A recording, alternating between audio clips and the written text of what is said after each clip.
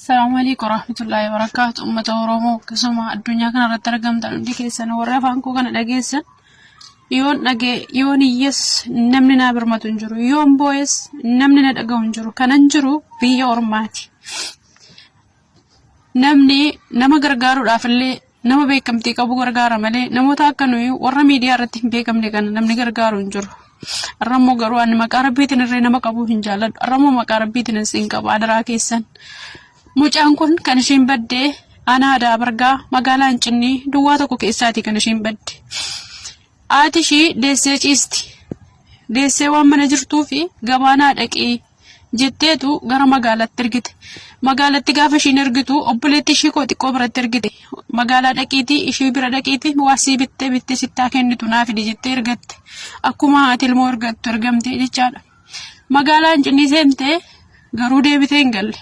Lafa isheen buutes hin beekamne. Obboleettiin koo kuni mucaa ishee kanarratti dhalatturre jalaa mirii taate jalaa duutee jennaan gaddaamaadhaan liqeeffamtee otoo jirtu deessee akkasuma immoo deessee ciisaa jirti. Gadda keessa jirti deessuudha deessee ciisaa jirti. Isheen kunis jalaatti dabalamtee badde. Duute jettee na awwaallanne jirti jettee barbaaddeen arganne torbee 2 guutteetti. Obboleessi koos otoo daa'ima kana barbaada walii gaddeemaa jiru qabamee hidhame. Mana hidhaatti darbatamee jechaadha. Kanaafuu yaa sabaa sinan karadha.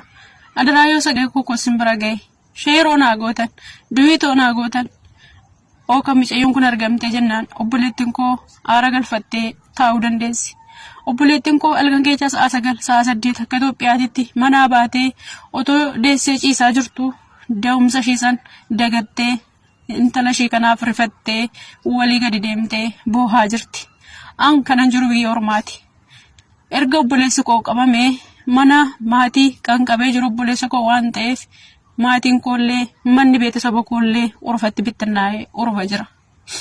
Adaraan sin Ashamaa harka fuune nagaa waaqayyoo siniif baay'atu. Hordoftoota chaanaalii kootii akkam nagaa keessanii ani nagaa kootii obboleettiin keessanii baga nagaa qabaattanii yeroo kana geessanii siniin jedhame asumaan laayikii toshaatii akkasuma asumaan maatiin haa ta'aati. Dhugaa rabbiiti. Baay'ee tokko nama gaddisiisa.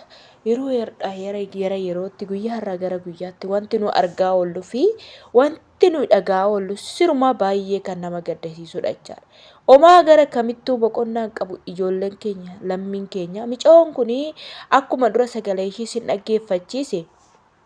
Egaa Itoophiyaa keessatti waan ta'eef gabaa ergattee waarrattee jala ukkaanfamtee bakka ishiin buute lafa ishiin dhatte dhabamtee jirti.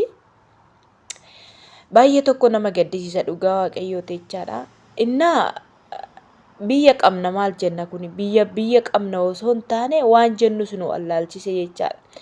Namni gaafa ba'ee daa'ima isaa ergatee daa'imni isaa immoo sun deebitee galuu dadhabdu mee akkam isinitti dhaga'ama maaltu isinitti dhaga'ama? Waaqayyo waan akkana namaa oolchu dhugaa rabbiiti. Ilmi namaa gara jabummaa akkamii akka qabuu fi akkamitti dabarsee akka du'atti wallaatu anaaf garuu hin beeku gaaffiidha dhugaa dubbachuudhaaf. Innaa waaqayyo isaaniif haa barbaadu akkasuma warroonni beektanillee barbaada fi isiniin jedha.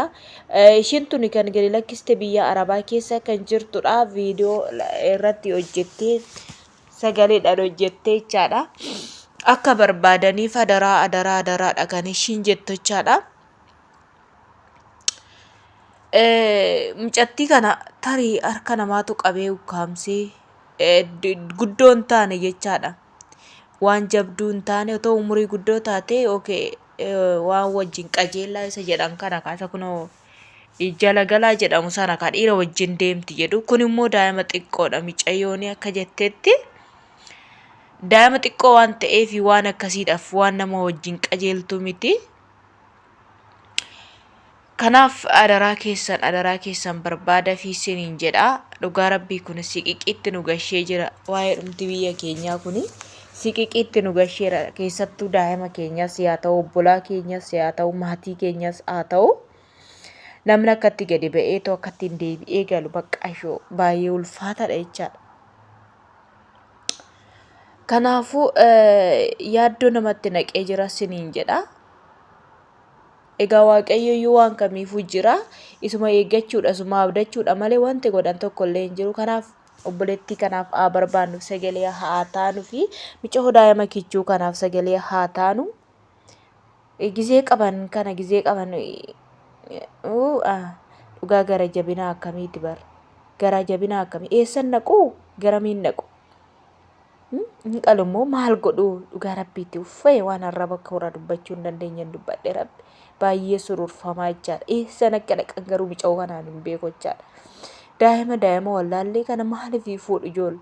Dhubbuu miti amma haadha deessee jirtu.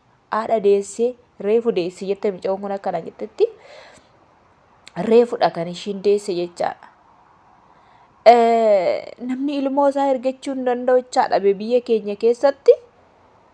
Ilmoo isaa kana ergatee ilmoo isaa kun waa tokko bittee fi waa tokko fiddee fi haadha kana gargaaruu hin dandeessu jechaadha. Ammoo maalidha waan akkanaa?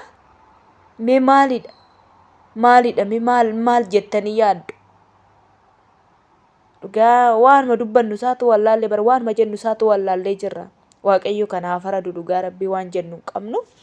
Innaa waaqayyo barbaadu fi sagalee taa'aa fi suura ishii asirraa buufadhaati adaraa keessanii sagalee taa'aa fi mucaan tun akka argamtu haadha ishiitii biyya keessa waan ta'eef sagalee ishii dhaggeeffachiisee jira. Isuma irratti fayyadamaati. Adaraa keessa sagalee taa'aa fi obboleettii tana barbaadaa fi mucaa daa'ima xiqqishuu kana yookaan manumatti ukkaamsuu baatan hin mul'atti. Yoo manatti ukkaamsan immoo ka daftee mul'attu. Waaqayyo garuu bakka ishiin jirtutti haa eeguu fi garaadhuma dhalaa sallaalee isiniin jedha. Hordoftoota chaanaalii kooti waan dhaggeeffattaniif iddoo takka galatoomaa isiniin jedha. Laayik sheer godhaame namoota baay'ee bira ga'ee viidiyoon kun tarii mucaan kun argamuu dandeessi isiniin jedha. Yeroo gaarii qabaadhaa. Chaaw. Bye.